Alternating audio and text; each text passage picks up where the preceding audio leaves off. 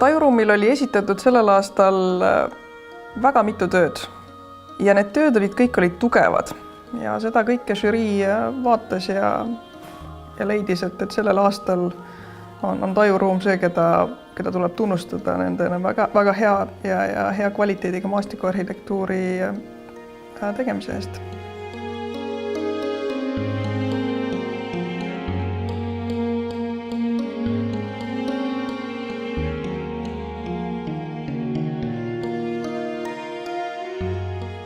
Tajuruum sündis 2011. aastal.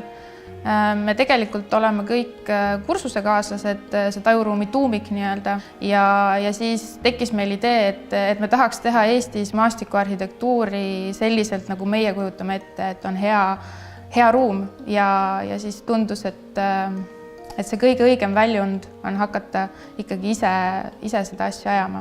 Kui me alustasime ettevõtlusega ja Tajuruumiga, siis tegelikult turg soosis hästi palju planeeringuid ja meie visioon ei olnud hakata ainult planeeringuid tegema, et meie soovisime ikkagi projekteerida ja tegeleda avaliku ruumiga just otse.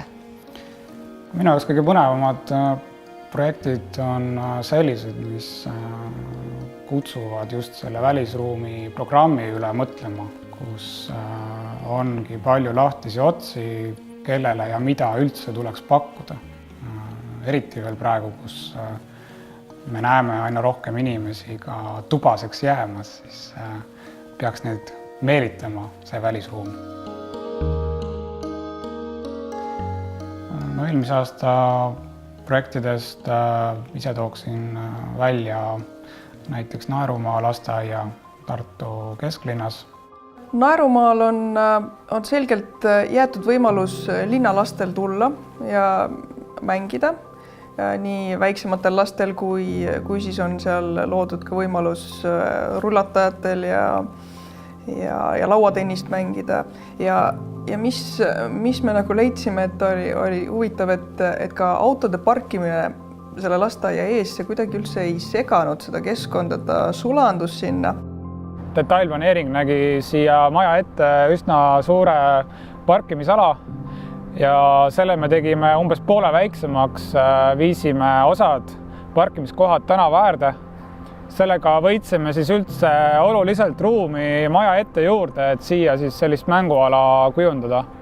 Ja funktsionaalses plaanis näeme siin küllaltki abstraktseid, lihtsaid mängulisi vorme, mis võimaldavad ka rulatamist, muud trikitamist palju integreeritumal kujul.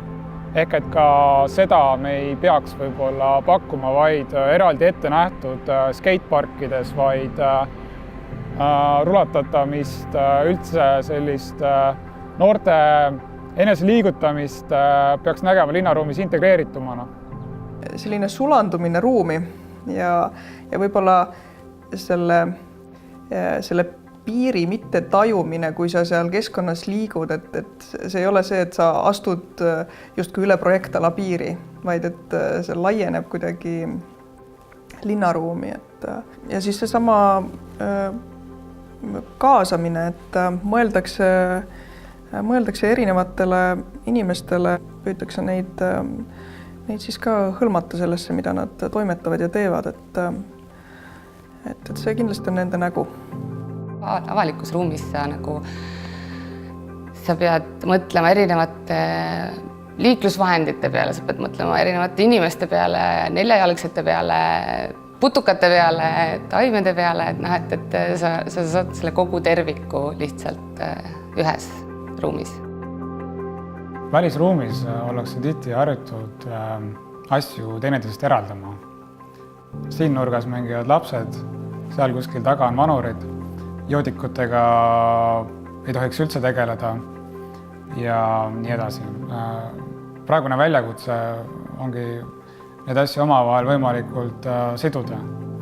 Öeldakse, et hästi toimiv linnaruum on selline, kus ühe pinnaühiku juures võimalikult paljud erinevad inimesed erinevas vanuses, kultuurilises kuuluvuses saavad seal hästi hakkama.